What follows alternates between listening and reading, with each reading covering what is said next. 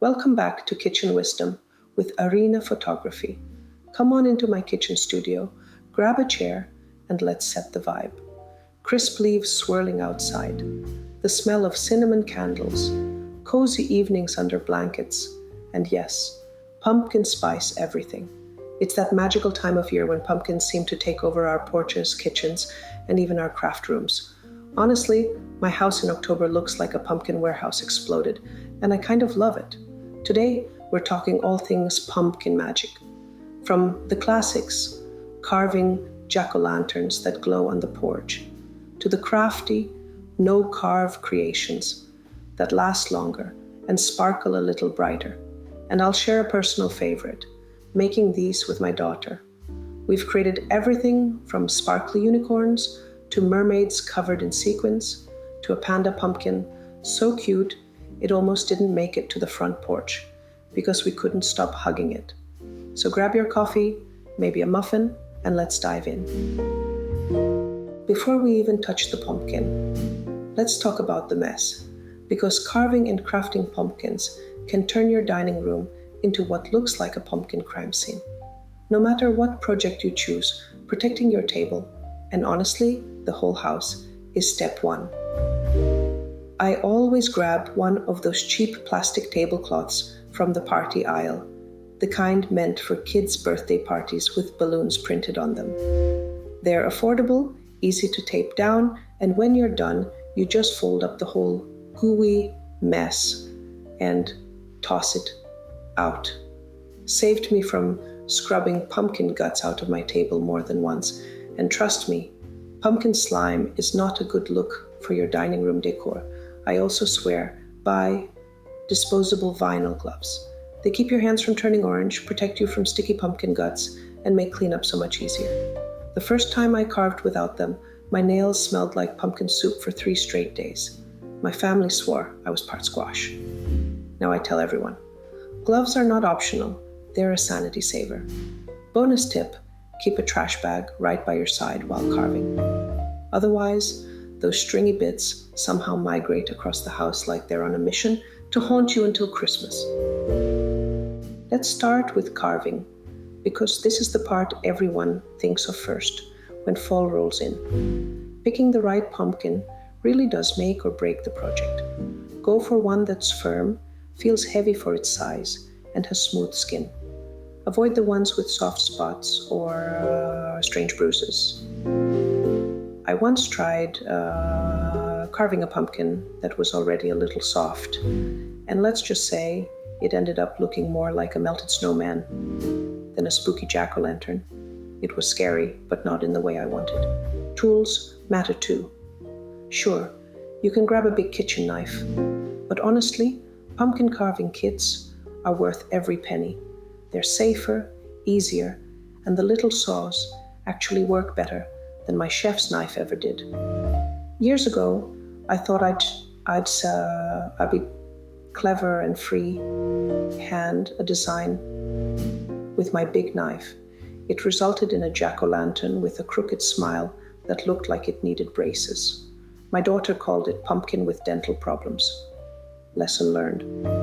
If you're doing this with kids, let them be the artists while you handle the cutting. My daughter loves using a dry erase marker to sketch designs because she can wipe it off and redraw as many times as she wants. It saves us from pumpkin regret when she decides a scary vampire should actually be a silly clown instead. For adults, stencils are a lifesaver. There are tons of free printable ones online, from classic triangle faces to detailed haunted houses and even pop culture characters. Trust me, the stencil is the difference between a Pinterest win and a Pinterest fail. Lighting is another big part of the magic. Candles look classic, but if you've got kids or pets, I highly recommend those little battery-powered LED tea lights. They flicker just like real candles, but won't set your porch on fire when the wind blows. You can even find color-changing ones that give your pumpkin a spooky glow. My daughter loves switching hers to purple for witch pumpkin mode. And now, my favorite hacks. Sprinkle a little cinnamon inside the lid. When you light the candle, or turn on the LED, it smells like warm pumpkin pie right on your porch. Coat the cut edges with Vaseline to slow down shriveling. I learned that after my so-called masterpiece collapsed into a sad puddle within 2 days. Nothing is more depressing than a jack-o'-lantern that looks like it pulled an all-nighter cramming for finals. With the right pumpkin, a few tools, and some smart hacks, you'll have a glowing work of art that lasts and smells delicious. Now let's talk no-carve pumpkins. Foam pumpkins are a total game changer. They last for years, they're easy to paint, and you can really go wild with creativity. Plus, no slimy guts to scoop out. That's already a win in my book, especially when I'm not in the mood to scrape pumpkin strings out of my hair. And honestly, I've personally moved to these foam pumpkins because my daughter always insists on adding glitter and pink, lots and lots of pink. Craft pumpkins are perfect for that kind of sparkle overload. And the best part is they last. I usually pick mine up at Michael's craft stores. They have all shapes and sizes, and I stock up when they go on sale. And I'll tell you what, I love those weekends when my daughter and I let our imaginations run wild and spend hours, sometimes several weekends in a row, working on pumpkins. She surprises me every year because she actually remembers every single design she's ever made. I'll pull out a little old unicorn or a panda pumpkin from storage, and she'll go, "That one was from when I was 7. It's the sweetest thing, and it makes me realize these aren't just crafts. They're little time capsules of her childhood that we get to revisit every fall. Some of our best family projects have been no-carve ones. Unicorn pumpkin, we covered it in glitter, added faux flowers, and made a sparkly horn. My daughter still puts it out every year, like it's a treasured heirloom. Mermaid, pumpkin, scales, sequins, glitter everywhere. I was vacuuming glitter out of the carpet until Christmas, but it was worth it. Panda pumpkin, this one was pure joy. Just black and white paint and a couple little ears. And it was so cute people couldn't stop saying, "Aw." Supplies are simple. Acrylic paint, hot glue, faux flowers, sequins, glitter. Basically, anything you can get your hands on at the craft store. You don't need fancy equipment. Half the time, we just raid the craft bin that already lives on my dining table. And if you need inspiration, I've got step-by-step posts on my blog showing exactly how we made the unicorn, mermaid, and panda pumpkins. You can hop over to Arina Photography and see all the details, plus some photos of the behind-the-scenes mess that didn't make BuzzFeed the final Instagram post. The best part is how these projects turn into memory makers. I'll never forget us sitting at the table, glue gun in hand, covered in paint and glitter, laughing when things went sideways. The unicorn horn fell off 3 times before we finally secured it, and our panda ears once melted a little when I got too close with the hot glue gun. But that's part of the fun. The fails are as memorable as the successes, and every year we pull them out of storage, we laugh all over again. Pumpkins don't have to be carved or foam. They can also just be blank canvases waiting for your creativity. Painted pumpkins are a fun option because the possibilities are endless, and you can take them in any direction you like. You could go classy and sophisticated, or totally silly and playful, depending on your mood. For example, imagine a rustic farmhouse. Look with chalk paint, or go the opposite way with metallic gold and silver pumpkins as a fancy dinner centerpiece. Both ideas cost very little, but look like you put in a ton of effort. It's the kind of decorating trick that feels like a magic shortcut. Even though I haven't personally tried every design, I love sharing ideas. You could paint pumpkins in superhero themes.